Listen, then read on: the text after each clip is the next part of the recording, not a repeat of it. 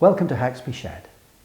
Back in September I posted a video, number 94, explaining that I have an amount of low-grade prostate cancer and I want to give you a positive update.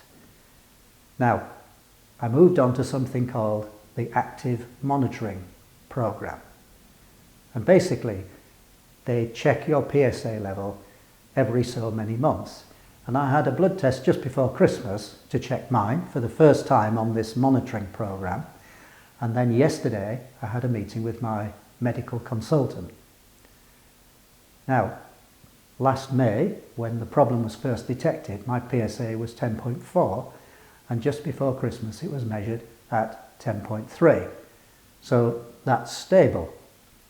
And I got the result actually just before Christmas, but I discussed it for the first time yesterday with the medical specialist. And also, yesterday, I had the old digit test again, and he said, well, actually, your prostate's still nice and small, smaller than average in a way, which is a kind of good to be small. And, you know, I think you're okay, everything looks stable.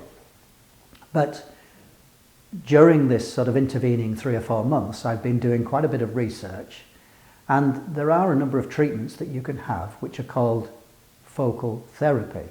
So you probably all know that, you know, the most radical treatment is to have your prostate removed, but that has consequences. There's trade-offs, obviously.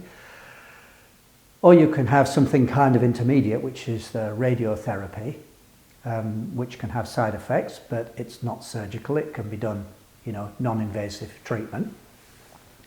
But actually, if your prostate cancer isn't significant and it's fairly low grade, you can have these focal therapies. And what they do is they destroy the cancer in situ. So they can be based on ultrasound, which is called a HIFU, or they can be based on small electrical pulses, or it can be based on freezing.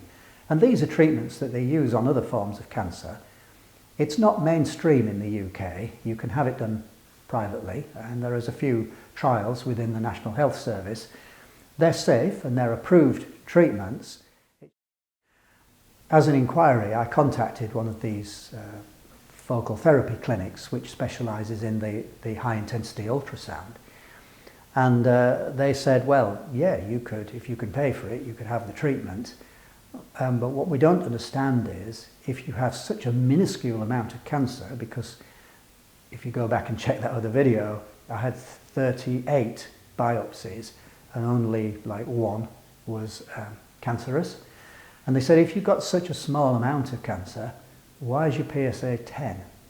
Because the amount of cancer I've got and the grade puts me in the low risk bracket, but the PSA level at 10 or over, but less than 20, puts me in the intermediate risk bracket. So, so yesterday I asked the consultant that question, and he said, well, I don't know. It's not normal. At your level of prostate cancer, we might expect to see, you know, something more typically 5 or 6, and not 10.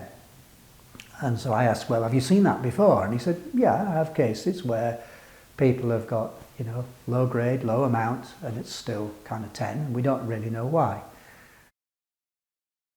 I asked the question, how sure are you that we found the cancer? All the cancer. And his comment was, well, we probably have. Because he doesn't know, I don't know, he doesn't know, nobody knows. Bodies are not like machines. They do stuff, and they do it for their own reasons, so to speak. So he said, well, you know, you've had 38 biopsies. It was done in 2 separate processes, which were different, 2 different types of biopsy, by 2 different people. It's quite possible that the samples went off to 2 different labs, or at least looked at by 2 different technicians. And on both occasions after the biopsies, it went to a multidisciplinary team of specialists. And so, you know, I've had at least two opinions, maybe more. And so, you know, if that team doesn't know, I don't know who else would know.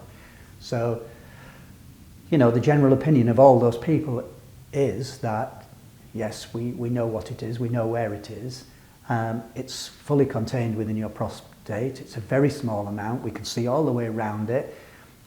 It's not growing into the edge, and so we think you're okay. But there's no guarantee to that. It's a matter of living with risk. Now, all through this conversation, he said, well, if you want some treatment, you can have some.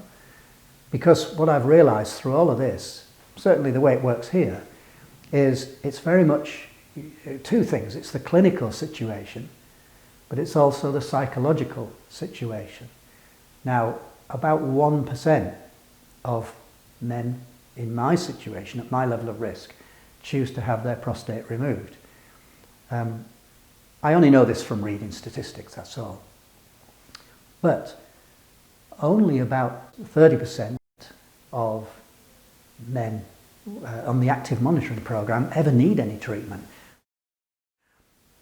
But of those 30% that do have treatment, quite a number of those don't actually need treatment. They just can't live with the idea that they've got cancer. Something, that they know. You see that big word. But what I'm realising is there are many forms of cancer.